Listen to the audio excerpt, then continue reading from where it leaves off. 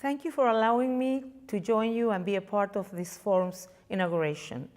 I would especially like to thank Director General of the World Trade Organization, Mr. Roberto Azevedo, for giving me the opportunity to share a few thoughts on the importance of trade in our lives and the challenges that we face in making trade a driving force of human development and social inclusion. Trade is vital, as it is one of the foundations of our social connections on an individual, national, and international level. In the world of trade, people and societies are producers and consumers, transforming their job into something of value and thus satisfying their needs. Quality trade practices are linked to progress of societies. For this reason, there is no development or justice nor well-being for men and women if we do not accept the challenges and opportunities that trade presents us. Each age has its own demands. It is no mystery to anyone that the current trade dynamic has become more complex and has reached a global level. This has given even the most remote societies the possibility to access modern goods in an equal manner. But because sometimes these exchanges occur solely based on a desire to profit or on protectionist measures, today more than ever, trade also has great potential to lead to exclusion and to create inequality. This means that we must not only do what we can to assure that we practice fair trade within our countries, but that we also commit to this cause in the framework that guides the movements of goods across our borders. From this perspective, there are three elements that can be highlighted and brought to debate. First, citizens from different corners of the world have enhanced their rights, and this includes consumption rights.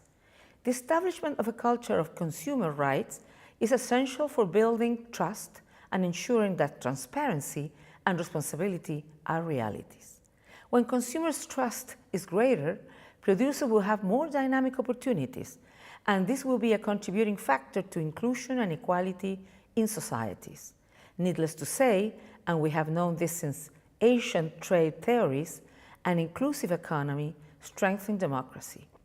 As such, in each country, in each society, with its own unique particularities, efforts should be made to advance further in consumer rights in order to guarantee not only the stability and protection of economic activity and job creation, but also ensure that democratic institutions and social cohesion function.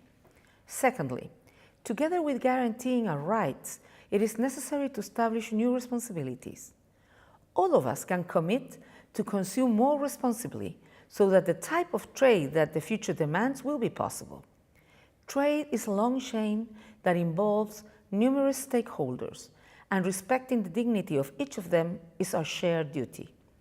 Any intervention on each level has enormous repercussions. We must be aware of this collective power that has no borders, from the authorities to citizens, from coffee production in Costa Rica to the table in a home in Norway, from the copper that is extracted from mines in the Andes Mountains to the child that uses a computer in China.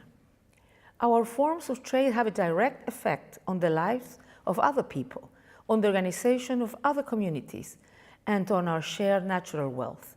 This is why we need to educate ourselves and favor practices that respect the rights of workers through safe working conditions and adequate wages, favor friendly practices to the environment from production, transportation, and distribution to the product's presentation in a showcase or supermarket. We also must be respectful of the traditional practices of different groups, which contribute to the cultural diversity of our planet. It is everyone's job to stimulate clean production methods that are committed to decent jobs, that strive for innovation in order to achieve competitiveness and with the ability to reconsider processes and improve practices. Third, we must make greater efforts on the multilateral level. First, to assure balanced relations between producers from different locations, and second, to incorporate through more and better trade relations territories that have been left behind in their development. Without fair trade, there will be no development in zones that are lagging the furthest behind, and world peace will have less of a chance. Our biggest challenge continues to be making trade a contributor to democracy world peace, and the well-being of individuals, wherever they may be. This requires all of us to agree upon effective mechanisms to solve our differences in this domain, to encourage new strategic alliances, and to open ourselves to innovation in our regional and sub-regional projects with new modalities on trade cooperation. This is the invitation that is available to us today, and I'm sure that this is a favorable place to make progress on these new challenges. I wish you great success at this forum. All the best.